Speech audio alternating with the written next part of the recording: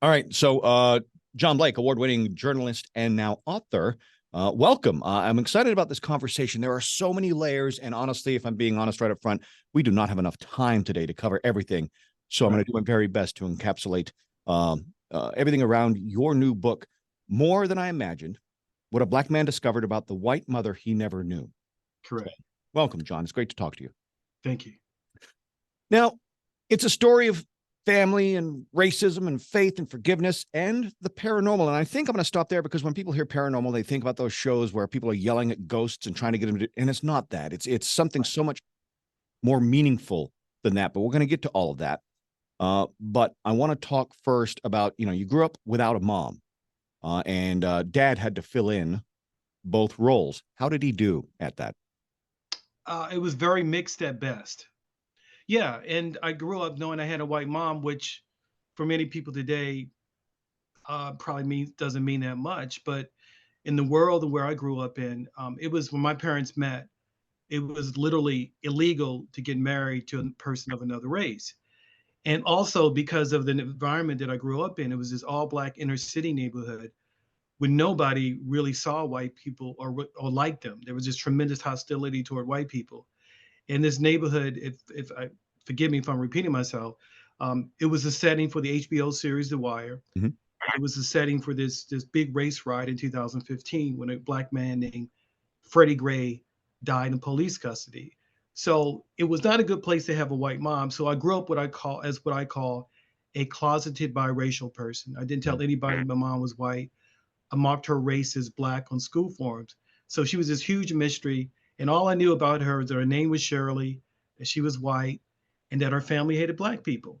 Mm. And so that's all my father told me. And to answer your question, he did his best as he could to fill in, but he spent most of his time overseas, like 6, 7 months out of the year. So I spent much of my time growing up in foster homes. Cool. That is tough for anybody. In your neighborhood, did you ever feel like you belonged or didn't belong? Like I hear people say, I don't feel black enough. Was that ever a problem?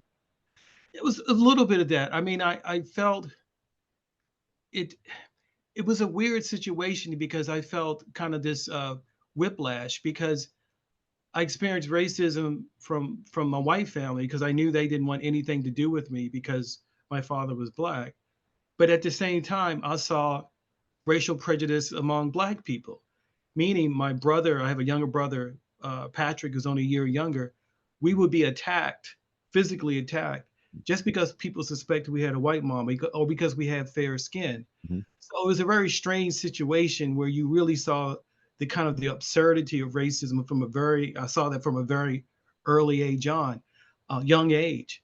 And it did create a sense of like, well, where do I belong? So I did feel some of that early on for sure. Do you remember any of your earliest memories? Like, think of an early memory that doesn't necessarily feel negative around a race issue. Take me back to a good, positive, early memory, if you have one, of your childhood. Well, that's a good question. I think one of the earliest memories I have of race that did not involve anything negative actually came from the church that I grew up in, and it was an all black church. But one of the things that I felt and I absorbed in that church is that people had a sense of faith where they weren't willing to condemn all people because of their race color, because of the color of their skin. And so we had a little ritual in our church called testimony time, where people would get up and spontaneously and share their struggles and their hopes, and people would listen. It was kind of like therapy because we couldn't afford a psychologist, so you had that kind of therapy. Sure. And but I remember when people, I never heard anybody use slurs against white people in that kind of context. Hmm. That showed me that there was another community, another way of thinking, where people weren't just consumed by racism. Yeah. Yeah. It's a good lesson. When I started what I called my journey of faith, or as my late wife Michelle and I called it, shopping for Jesus. It was back in 2012 ish, 2013. Mhm. And it was an all black church. Very first church I walked into was an all black church, and and your story about testimony time, very similar. They got up there and they just shared, and Yeah. it was very impactful. Do you remember that point in time where you finally realized and you started to understand what it meant that your mother had left? Oh, yes. Yes. I remember that moment very vividly because it happened on one day. Um, I had just turned 17. I was on my way to college, and I had resigned myself to not meeting my mom or not knowing anything about this whole other side of my family. Mhm. And then one day, my father called me into his bedroom. He was watching The Price is Right on television, and he just said, "Do you want to meet your mom?" Mm. And it was this shocker because I didn't even know she was alive. 3 days later, I, along with my younger brother Patrick, were being driven to this menacing red brick building in the outskirts of Maryland, Mm. the countryside. And the building looks like the set from the Shawshank Redemption. It's very menacing. We're guided into this waiting room, and this is where we're told we're going to meet our mom. And I could hear people moan in pain in these distant hallways. Mm. And I could hear other people just breaking out into hysterical laughter, but I still don't quite know what's going on. And then this hospital orderly escorts this thin, young white woman into the room. She has like these baggy hand-me-down Goodwill donated clothes. Mhm. She looks at me and her eyes light up and she says, "Oh boy, John." And then she looks at my brother, "Oh boy, Pat, it's so good to see you." Mhm. And she shuffles toward us. She hugs me. I don't quite know what to do because I had never even used the word mom before, Right. but it was my mom. That was the first time I saw her. And part of what was so shocking about that was not just this is the first time I'm seeing her, it's where I'm seeing her. We're in the waiting room of a mental institution. Mm. My mom had a severe form of a mental illness called schizophrenia. Okay. And no one had told us that she had suffered from that, even on the way out to the waiting room to that hospital that day. We didn't make that discovery until we were there.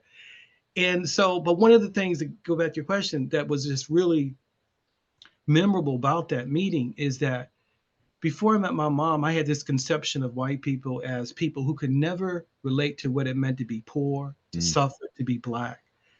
But when I saw my mom, I thought, God, she's been living in this place most of my life. She's been suffering like that. I was like, I didn't know a Black person could suffer like that. It was the first time that I had felt empathy toward a white person.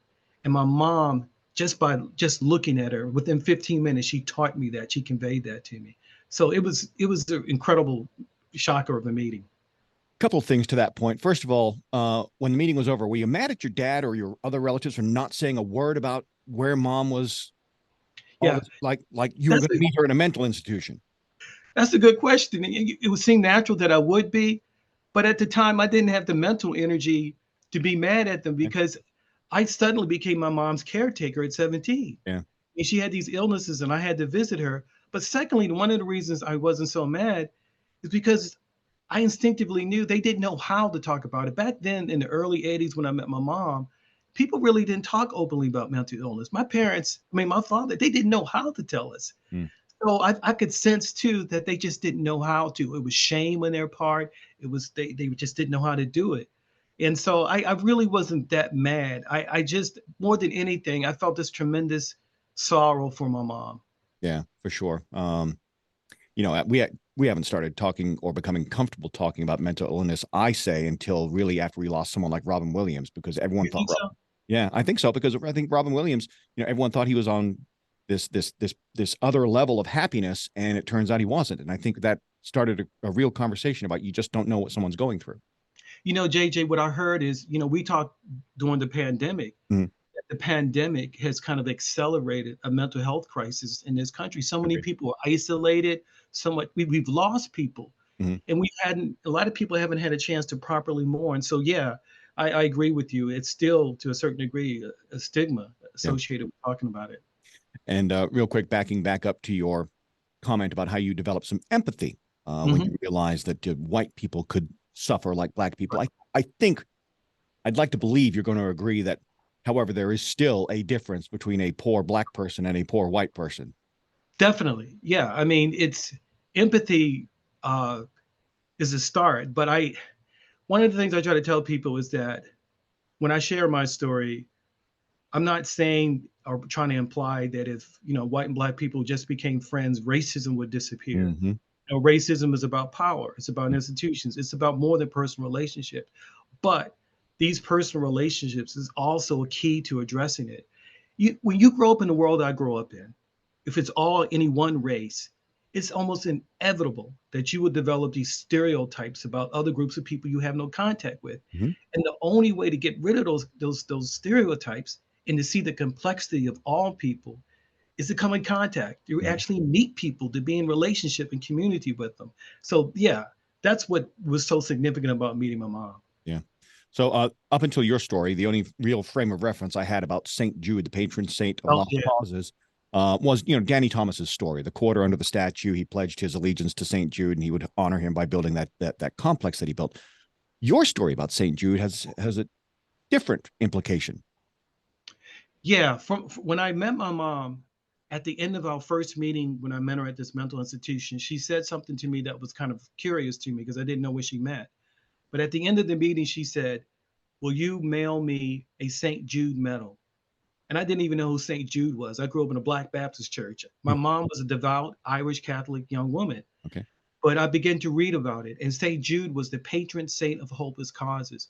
And the reason my mom, she was just loved St. Jude. Every time I visited her, she wanted a St. Jude medal or prayer book. I had this feeling there was a warehouse somewhere where there were all these. I was like, where do you put these things? Right. But she saw herself as a hopeless cause, and her faith was one of the few things that really got her through those difficult times being in these places where these where people are forgotten, really. Yeah. Yeah, for sure. So meeting with mom went okay. Can't really say the same about the initial meeting with mom's sister. Yeah. Yeah. So, probably about 5 or 6 years after meeting my mom, I'm in my mid 20s, and I get word that her sister wants to meet me. And I had heard stories about her sister. I heard stories that her sister was an unrepentant racist, that she had called us a zebra child, Hmm. zebra children, wanted nothing to do with us. So I didn't know why she wanted to meet with us, and I didn't really want to meet with her. But I said, let me consent to this meeting because she probably wants to apologize for being absent from my life because of her racism. And so when I met her, we talked, it was real polite. We met again, but there was no apology. And we kept on meeting till one day I finally asked her, I said, and her name is Mary. Mhm. I said, Mary, why didn't you reach out to me when I was younger? Was it because I was Black? And she said, oh, no, no, it had nothing to do with your race. It was because you weren't Catholic. We were taught never to associate with non Catholics. And her response even infuriated me anymore. Mm. It made me angrier because it was denial. She couldn't admit that her family had this tremendous, hostility toward us because we were Black. We knew the stories. I knew, for example, when my father first went to visit my mom, her father answered the door, called him the N word, physically assaulted him, and had him arrested by the police. And JJ, keep in mind, people don't really, I think people forget about this. In the mid 60s, a Black man could get killed Mm. for walking down the street with a white woman. You don't even think about it. Herb Belafonte, who just recently passed in 1968, he was on a variety show singing a duet with a singer named Petula Clark, a British white Mhm. woman. Yep. She touched his forearm, and that was a huge uproar. So my aunt's denial to me denied all that history, and it just made me angry. So that was my first exposure to her. Yeah, using the terms they used and the violence they used is not because you're not Catholic. I Yes. think we can all agree on that. But there you are, championing the idea of racial reconciliation and developing these relationships. You ever feel like a hypocrite because you weren't working on your own stuff? I felt like I had to work on my stuff. You mean when I was a younger man? Yeah. Yeah. No, no, I don't feel like a hypocrite. I feel like my experience, that's a good question. My experience growing up actually gives me more insight and compassion to people who do grow up in these environments, who absorb these racist beliefs without Mm. even knowing it. I'll give you an example of what I'm talking about. Sure. If you had come to me at 16 or 17 and said I was a hypocrite, that I had my own problem with racism, I couldn't even comprehend what you were saying. It would make no sense to me because in the world I grew up, I wasn't being racist. That was normal thinking. And it goes back to what a lot of people say about racism. A lot of racism is caught rather than taught. Mm. You absorb it. You don't know it. Mhm. You're not aware that you're seeing one group of people in a different way. Mhm. So that made me, as I became older, as I became a journalist writing about racism, it actually made me more empathetic toward people who had these racist beliefs because I was like, you know what? I can relate. Yeah. I want to get back to the point on relationships again, because you brought it up a couple of times. You say how relationships change people.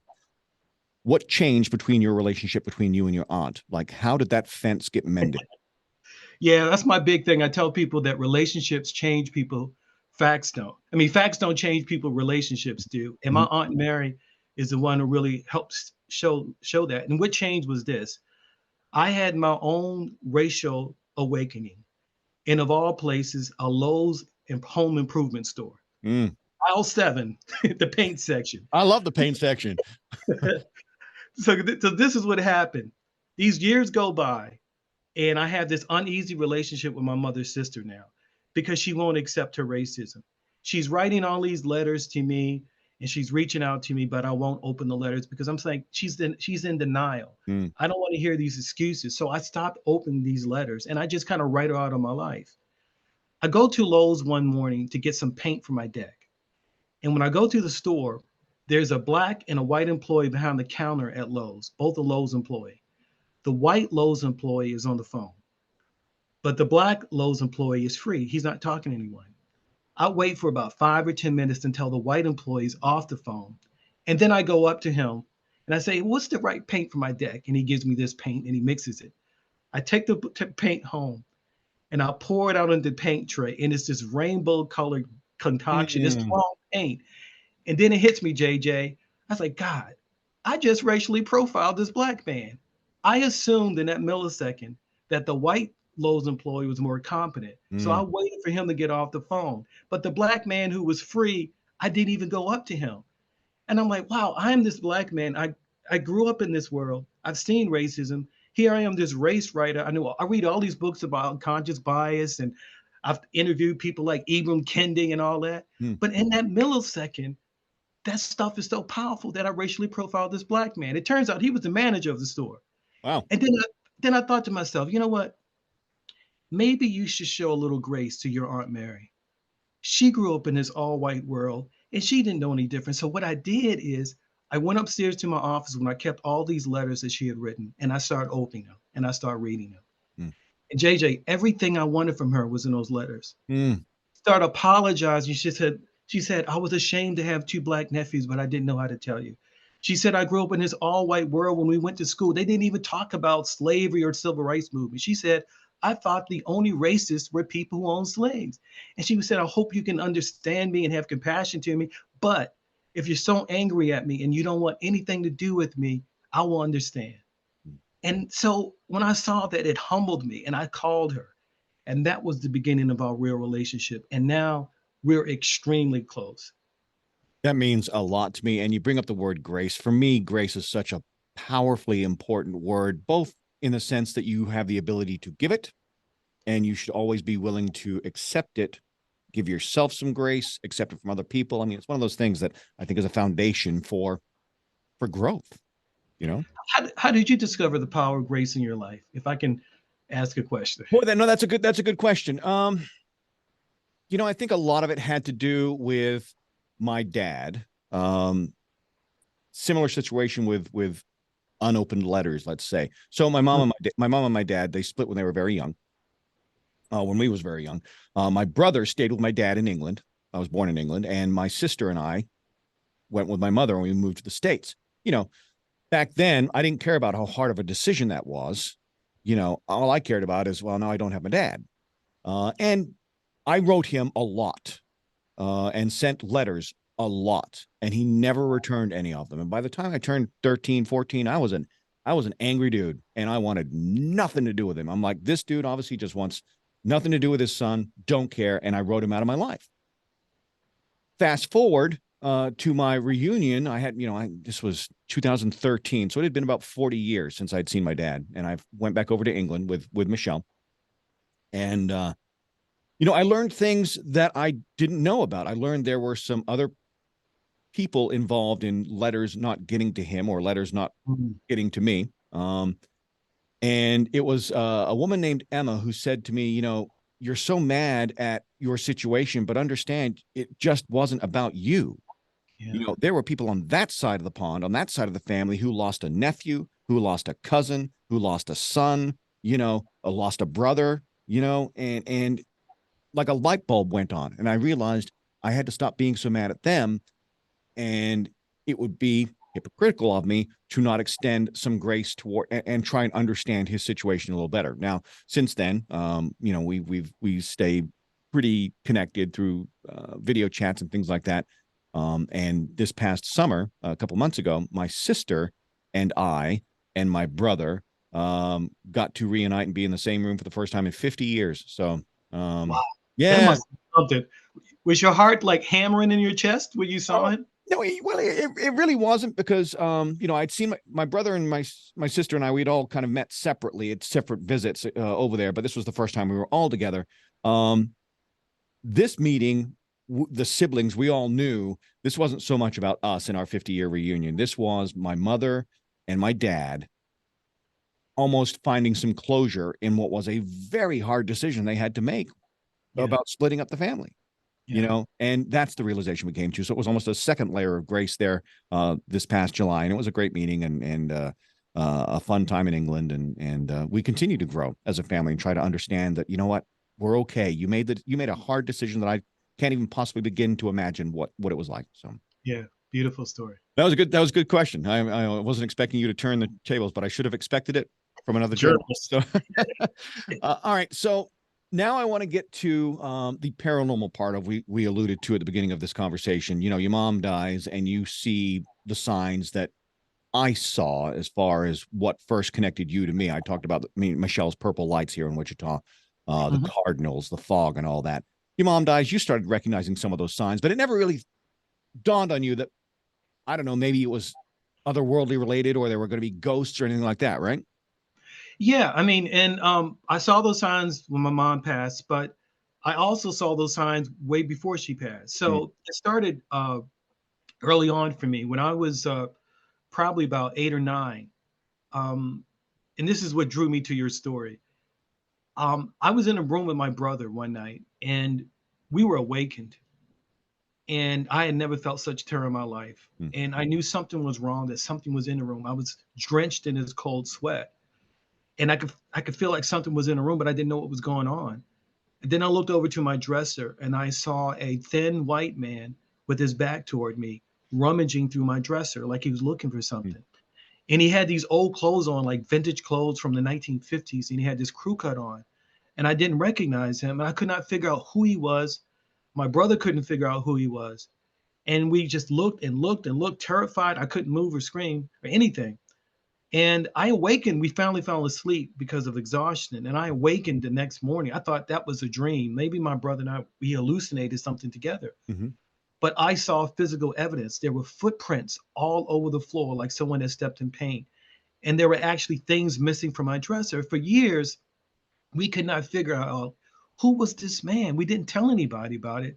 And we didn't like talking about it because it's such a terrifying experience. Fast forward to when I met my Aunt Mary. Mm-hmm. She started showing me pictures of my mother's family. And then she showed me a picture of my mother's father, the same one who had assaulted my father, called him the N word, who hated Black people. Mm.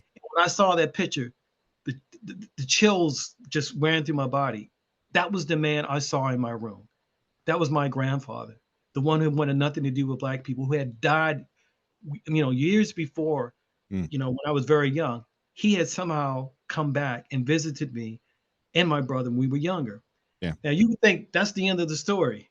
It wasn't the end of the story, because what do you do with an experience like that? I don't know about you when the purple lights, if you felt kind of like, maybe I don't share this with people, but I didn't tell people about this because I didn't want people to think something was wrong with me. Sure. I get married, I become a man. My wife knows nothing about this. You tell people about your family, but I wasn't going to tell her about Mm. this. Yeah. And then one morning I wake up and she's drenched in sweat and she's freaked out. She said, I was like, what's wrong? And she says, I tried to wake you last night, but you wouldn't awaken. I said, what happened? She said, I awakened and there was this white man standing over the bed looking at you with this troubled expression and you wouldn't wake up.